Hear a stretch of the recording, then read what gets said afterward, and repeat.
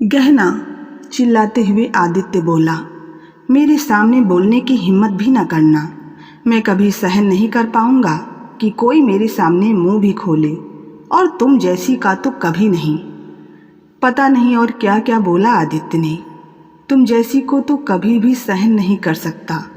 यह वाक्य तो आदित्य ने पता नहीं इन 6 वर्षों में कितनी बार दोहराया होगा, पर मैं पता नहीं क्यों फिर भी वहीं की वहीं थी, वैसी की वैसी। जिस पर जितना मर्जी पानी फेंको, ठोकरे मारो, कोई फर्क ही नहीं पड़ता था, या फिर मेरा वजूद ही खत्म हो गया था। शादी को 6 साल हो गए थे। पता नहीं क्या क्या बदल गया था। जब याद करती हूँ कि ये वही आदित्य है जिसे मैं आज से 6 साल पहले मिली थी, तो खुद को कितनी खुशहाल समझी थी। वो लड़की जिससे दोस्ती के लिए भी हाथ बढ़ाने को सब तरसते थे, और वो आदित्य के पीछे चलती हुई ना जाने कब उसकी जीवन संगिनी बन गई थी। माँ बाप की इकलौती संतान थी गहना। बड़े नाजों से लाड प्यार से पाला था उसके माँ पापा ने। पापा शहर के जाने माने बिल्डर थे। इमारतें बनाकर बेचना बड़ा काम था उनका।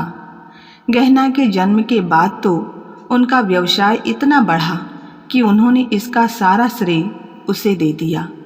गहना के मुंह से निकली कोई इच्छा खाली नहीं जाती थी। शहर के अच्छे स्कूल में पढ़ने के बाद गहना ने अपने ही शहर के सबसे अच्छे कॉलेज में बीएससी साइंस में दाखिला ले लिया। पढ़ाई में तो होशियार थी ही, साथ ही साथ खूबसूरत भी थी। कॉलेज में पहले ही दिन उसके कई दोस्त बन गए। गहना कॉलेज के प्रत्येक समारोह में भाग लेती, पढ़ाई में भी प्रथम स्थान पर रहती। इसी कारण वो अध्यापकों की भी चहेती बन गई थी। हर कोई उसकी प्रशंसा करता न थकता। इतने गुण होने के बावजूद भी उसमें घमंड बिल्कुल न था। घर में भी सबसे मिलकर रहना और माता पिता का पूरा ध्यान उसके द्वारा रखा जाता था। एक बार पापा को दिल का दौरा पड़ा तो गहना ने ऐसे संभाला कि एक बेटा भी ऐसा ना कर पाता। दरअसल एक दिन पापा जैसे ही शाम को घर पहुंचे तो गहना रोज की तरह पापा को पानी देने आई, तो पापा को सोफे पर गिरा पड़ा पाया। गहना ने हिलाया, पर पापा के शरीर में कोई हलचल ना थी। नौकरों और माँ की सहायता से कार से तुरंत अस्पताल ले गई और पापा को बचा लिया। तब से माता पिता का उस पर मान और भी बढ़ गया था। तब पापा ने कहा भी था कि लड़की भी लड़का बन सकती है, जरूरी नहीं कि लड़का ही जिंदगी को खुशहाल बनाता है। तब गहना को महसूस हुआ कि उनके परिवार में कुछ भी अधूरा नहीं है। बीएससी करने के बाद उसने एमएससी में दाखिला लेना चाहा, पर माँ की इच्छा थी कि अब उसकी शादी हो जाए, क्योंकि पापा को अपने व्यवसाय को संभालने के लिए सहारा चाहिए था। लड़का तो कोई था नहीं, इसलिए उनका विचार था कि गहना का पति उनके साथ व्यवसाय संभाल लेगा। मगर गहना चाहती थी कि वो आगे पढ़े, अतः माता पिता ने उसकी जिद मान ली। एमएससी उसके शहर के कॉलेज में नहीं थी, इसके लिए उसे दूसरे शहर के कॉलेज में दाखिला लेना होगा। इसके लिए भी पापा ने अपनी हरी झंडी दिखा दी। उसने दाखिला ले लिया। रोजाना बस से ही कॉलेज आती जाती थी। पापा ने ये देखकर उसे कार लाकर दे दी। अब वो कार से कॉलेज जाने लगी। उसकी सहेलियां भी उसके साथ ही जाने लगी। समय पर कॉलेज पहुंचती, पूरे पीरियड अटेंड करती। यहाँ पर भी गहना की कई सहेलियां बन गई। होनहार विद्यार्थी होने के कारण अध्यापकों की भी चहेती बन गई। कॉलेज ज्वाइन कर समय का पता ही नहीं चला कि कब 4 महीने बीत गए।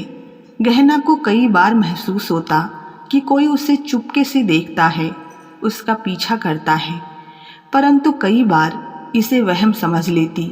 मगर ये सच था और वो शख्स धीरे धीरे उसके सामने आ रहा था। रोजाना की तरह उस दिन भी गहना कक्षा खत्म होने के बाद लाइब्रेरी चली गई। वो वहाँ किताबें देख ही रही थी कि कोई पास आकर उसी अलमारी में से पुस्तकें देखने लगा। वो घबराकर पीछे हो गई। जब पलट कर देखा तो ये वही था जो उसके आसपास ही रहता था। उसने गहना की तरफ मुस्कुरा कर देखा, पर उसने कोई प्रतिक्रिया नहीं दी और चली गई। अब तो वो गहना को रोजाना नजर आने लगा। वो कहीं न कहीं गहना को मिल ही जाता। एक दिन वो लाइब्रेरी में बैठकर एक पुस्तक पढ़ रही थी। उसकी एक ही कॉपी लाइब्रेरी में थी, जिस कारण उसे इशू नहीं किया गया था। तभी अचानक वो वहीं गहना के पास आकर बैठ गया और फिर कहने लगा, इस पुस्तक को तो मैं कब से ढूंढ रहा था और ये आपके पास है। गहना घबरा गई। अरे घबराए नहीं, मैं भी आपकी ही तरह इसी विद्यालय का छात्र हूँ। आदित्य नाम है मेरा। और आपका? गहना। मेरा नाम गहना है। ये कहकर वो बाहर आ गई। आदित्य भी साथ ही आ गया और फिर चला गया। अब दोनों रोज ही मिलते, हाय हेलो हो जाती। धीरे धीरे कॉलेज की कैंटीन में समय बिताना शुरू कर दिया। आदित्य ने अपने परिवार के बारे में काफ़ी बातें बतानी शुरू कर दी। काफ़ी होशियार था वो पढ़ने में। कॉलेज का जाना माना छात्र था। उसके माता पिता नहीं थे। एक भाई था जो पिता का व्यवसाय संभालता था। पैसे की कमी ना थी। आदित्य शुरू से ही हॉस्टल में पढ़ा था, इसलिए घर से लगाव भी कम ही था। शहर में कॉलेज होने पर भी हॉस्टल में ही रहता था। भाई ने शादी कर ली थी, परंतु वो अभी पढ़ना चाहता था। इंजीनियरिंग का बड़ा ही होशियार छात्र था। उसे कई कंपनियों से नौकरी के ऑफर थे। बड़ी बड़ी कंपनियां उसे लेने के लिए खड़ी थी। गहना का अब काफ़ी समय उसके साथ बीतने लगा। पता ही नहीं चला कि कब 1 साल बीत गया और कब उनकी दोस्ती प्यार में बदल गई। गहना के पापा का व्यवसाय काफ़ी अच्छा चल रहा था, परंतु अब वे ज़्यादा बोझ नहीं उठा पाते थे, क्योंकि अब उनकी उम्र और दूसरा शायद बेटा ना होने की चिंता। मगर उन्होंने ये गहना को पता नहीं चलने दिया। एक दिन गहना सहेलियों के साथ कॉलेज पहुंची ही थी कि घर से फ़ोन आ गया कि पापा की तबीयत ठीक नहीं है। वो तुरंत घर की ओर चल दी। पापा को फिर दिल का दौरा पड़ा था। वह उन्हें अस्पताल ले गई। पापा दूसरी बार दिल के दौरे को सहन नहीं कर पाए। डॉक्टरों ने जवाब दे दिया। उनकी तो जैसे दुनिया ही ख़त्म हो गई। माँ गहना को संभालती और गहना माँ को। माँ के अलावा अब गहना का कोई नहीं था। पापा के जाने के बाद घर वीरान हो गया था। पापा का व्यवसाय उनके कारण ही था, अब वो भी खत्म हो गया था। गहना 1 महीना कॉलेज नहीं गई। सारे दोस्त पता लेने आए, आदित्य भी। सभी ने समझाया कि अपनी पढ़ाई पूरी कर लो, पर गहना का मन ही नहीं मान रहा था। जब माँ ने देखा कि सभी दोस्त गहना को संभाल रहे हैं, तो उन्होंने भी कहा कि तुझे अपनी पढ़ाई पूरी करनी चाहिए। 1 ही साल तो रह गया अब। पापा ने 2 फ्लैट बनाकर किराए पर दिए थे, इस कारण पैसे की कोई समस्या ना आई। धीरे धीरे गहना ने कॉलेज जाना शुरू कर दिया। पढ़ाई का दूसरा साल था। प्रथम वर्ष उसने अच्छे अंकों से पास किया था। इस बार भी वो अच्छे अंक लेकर अपनी पढ़ाई पूरी करना चाहती थी। आदित्य की तो पढ़ाई ख़त्म ही थी। उसने 2 महीने बाद एक मल्टीनेशनल कंपनी में नौकरी ज्वाइन कर लेनी थी। बस कुछ ही दिन रह गए थे उसके। उस दिन गहना के पास आया था वो। गहना कॉलेज की कैंटीन में बैठी थी। आदित्य के हाथ में छोटा सा गिफ्ट था। उसे गहना को देते हुए बोला, गहना इसे खोलो जरा। उसमें अंगूठी थी। उसे देख गहना ने पूछा, ये क्या है आदित्य? क्या तुम मुझसे शादी करोगी? आदित्य बोला। गहना ने हाँ कर दी। जब गहना ने माँ से बात की तो उन्होंने भी हाँ कर दी, क्योंकि बेटी के सिवाय कोई था ही नहीं उनका। गहना की खुशी में ही उनकी खुशी थी। गहना की पढ़ाई ख़त्म हुई। कॉलेज में टॉप किया था। अध्यापकों ने कॉलेज में ही नौकरी ज्वाइन करने को कहा। आदित्य से पूछा तो उसने मना कर दिया।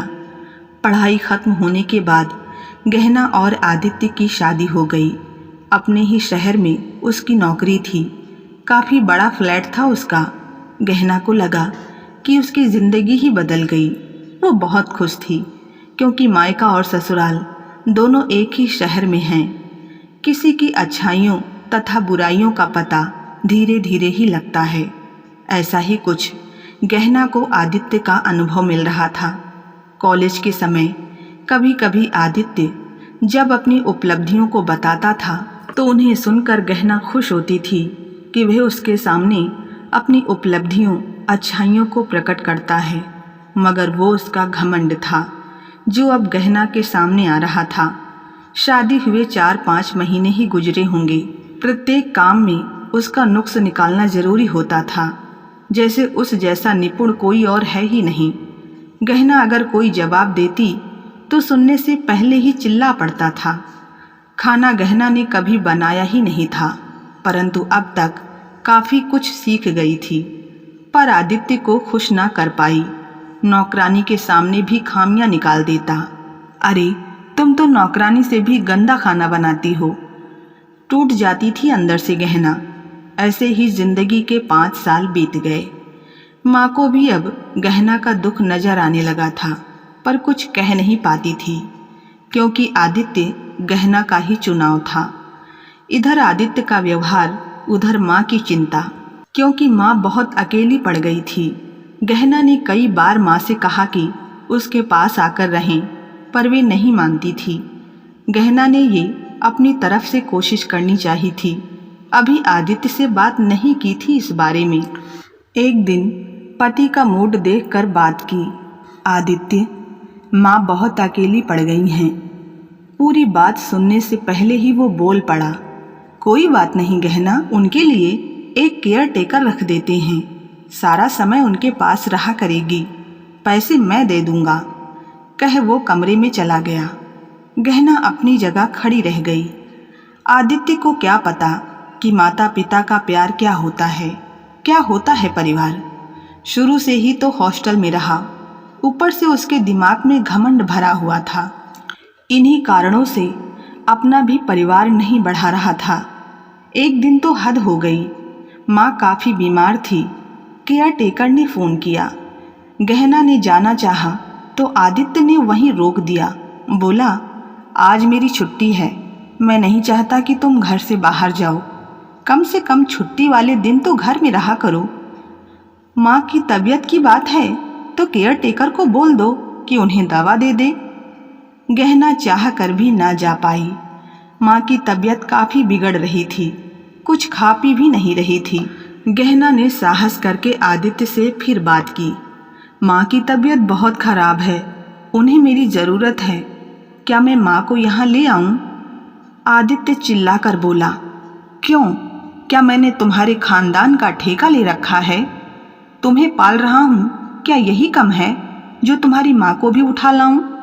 तुमसे भी मैंने शादी इसीलिए की थी कि समाज में रहने के लिए एक सुंदर पत्नी चाहिए थी और घर को संभालने के लिए एक औरत, ना कि तुम्हारी खूबियाँ देखकर। वैसे भी खूबी तो कोई है नहीं तुम में जिसका मैं वर्णन कर सकूं।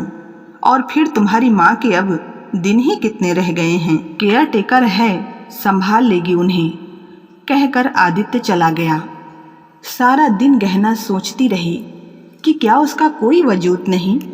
सिर्फ उसकी शक्ल देखकर आदित्य ने इसलिए शादी की थी कि उसकी सुंदर एक पत्नी हो जिसको वो समाज में दिखा सके। सारी रात गहना इन गुजरे सालों के बारे में सोचती रही। खाना भी नहीं खाया और ना ही आदित्य ने पूछा। वह तो शायद आदित्य के लिए कठपुतली थी, मगर आज तो पानी सिर के ऊपर से गुजर गया था। आज आदित्य ने उसे उसका स्थान दिखा दिया था।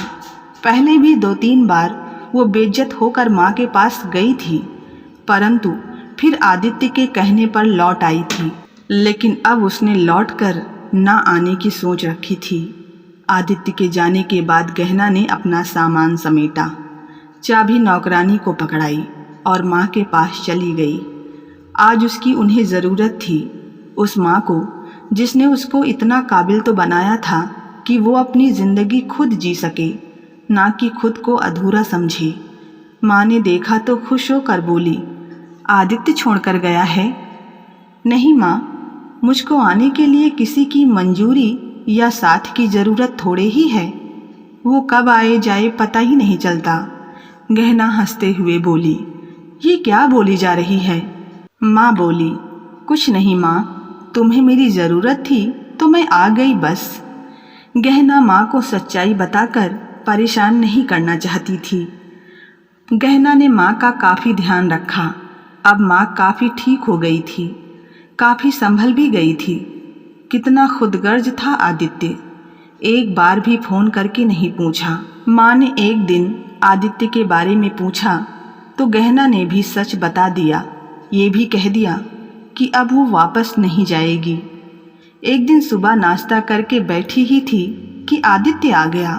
बोला, क्या नज़ारे हैं महारानी के, एक तो बिन बताए निकलना और फिर कितने कितने दिनों तक घर ना लौटना। चलो घर, ले जाने को आया हूँ, बाहर कार में इंतज़ार कर रहा हूँ, सामान लेकर आ जाओ। एक ही सांस में सब बोल गया। माँ की तबीयत के बारे में कुछ नहीं पूछा।